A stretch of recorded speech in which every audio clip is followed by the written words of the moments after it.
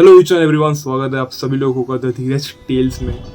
आज हम बात करने वाले हैं एक ऐसे अर्बन लेजेंड स्टोरी के बारे में जिसे आप सुनकर हैरान और मैं भी शॉक हो जाओगे।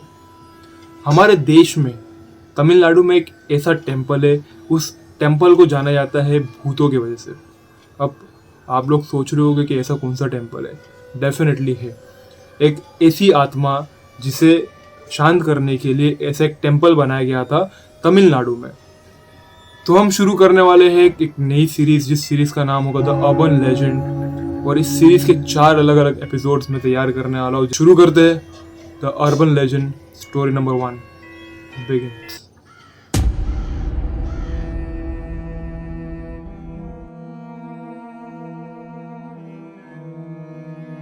तमिलनाडु का एक ऐसा गांव जिसका नाम है तुलवनगाडु।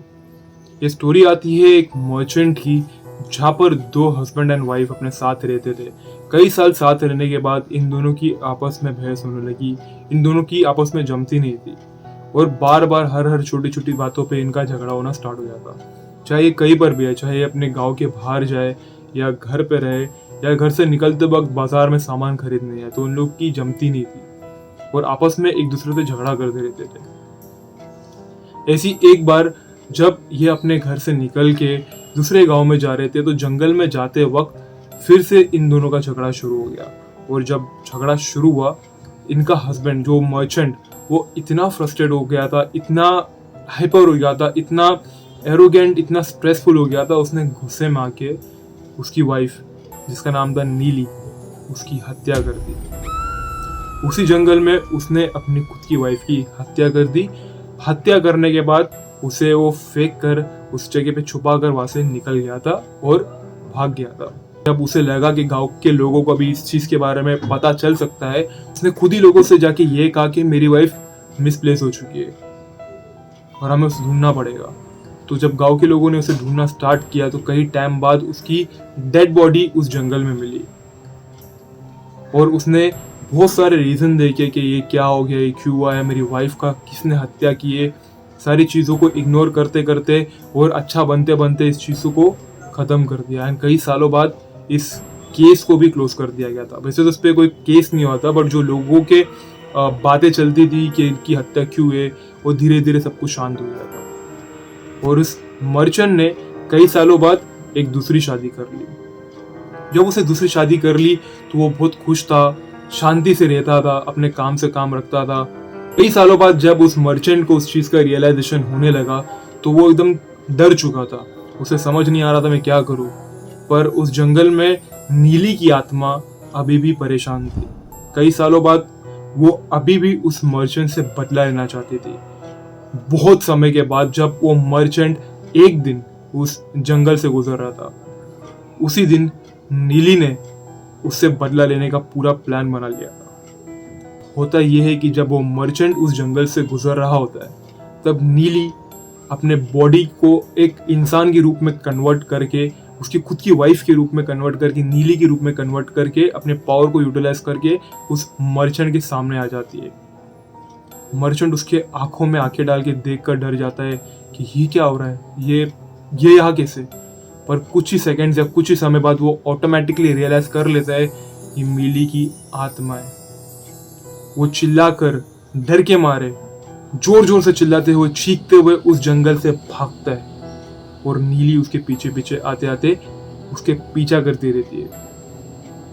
और उसी वक्त वो जंगल से जैसे ही बाहर निकलता है, तो वो एक ऑफिस में चले आता है जहाँ पर बहुत सारे काउंसलर मेंबर्स होते हैं, जो वेलराज होते हैं।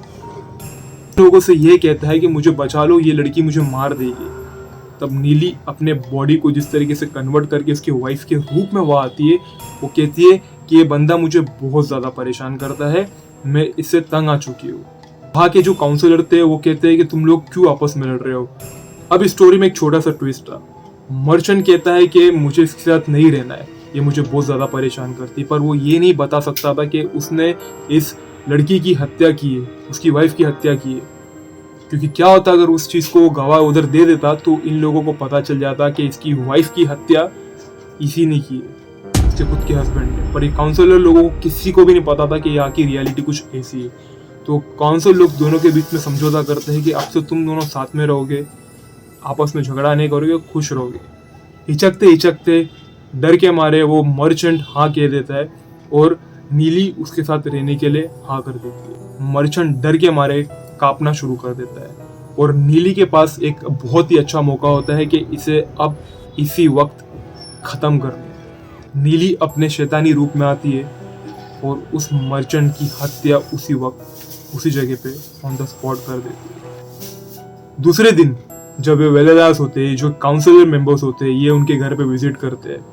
इन्हें पता चलता है कि ये रियलिटी थी कि उसकी हत्या उसकी बीवी ने की, बट उन्हें जब बाद में ये भी पता चलता है कि उसकी बीवी जिंदा थी ही नहीं, वो कई साल पहले मर चुकी है। वो काउंसिलर लोग शॉक हो जाते हैं, वो लोग डर जाते हैं कि ये क्या हो गया, हमसे इतनी बड़ी गलती कैसे हो गई। उसी के डर के मारे वो काउंसिलर लोग बाजू के एक मंडप में सारे के सारे 70 काउंसिलर लोग घासलेट डाल के उस जगह को जलाकर उसको मार देते हैं। विलेज के लोग डर के मारे सोचते हैं कि अब इन सारी जगहों का क्या करना है। वो नीली की क्रोध से एक डिसीजन लेते हैं कि हम इस जगह पर एक टेम्पल खड़ा कर देंगे जो कि नीली के नाम का होगा, जो कि उसके क्रोध को शांत करेगा। और उस मंदिर का नाम था वेल्लल्लार। लोग अभी भी उस जगह पर विजिट करते हैं। वहाँ पर कई सारे आप लोगों को बोर्ड्स देखने मिल जाएंगे जहाँ पर एक अलग लैंग्वेज में, तमिलनाडु की लैंग्वेज में यहाँ पर अलग टाइप के मंदिर लिखे हैं।